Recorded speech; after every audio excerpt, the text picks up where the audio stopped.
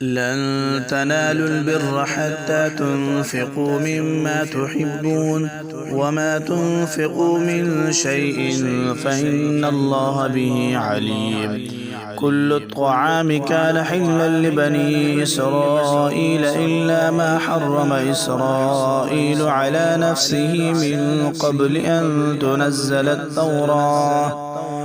قل فأتوا بالتوراة فاتلوها إن كنتم صادقين. فمن افترى على الله الكذب من بعد ذلك فأولئك هم الظالمون. قل صدق الله فاتبعوا ملة إبراهيم حنيفا وما كان من المشركين.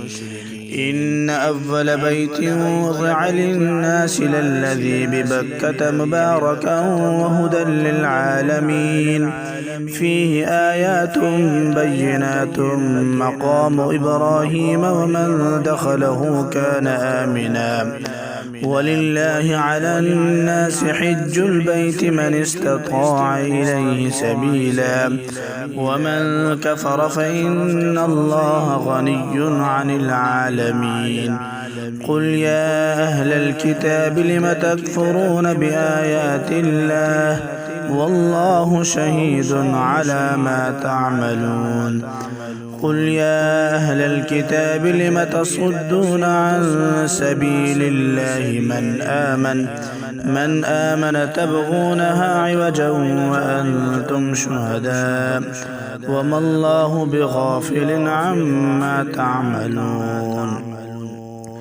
يا أيها الذين آمنوا إن تطيعوا فريقا من الذين أوتوا الكتاب يردوكم بعد إيمانكم كافرين.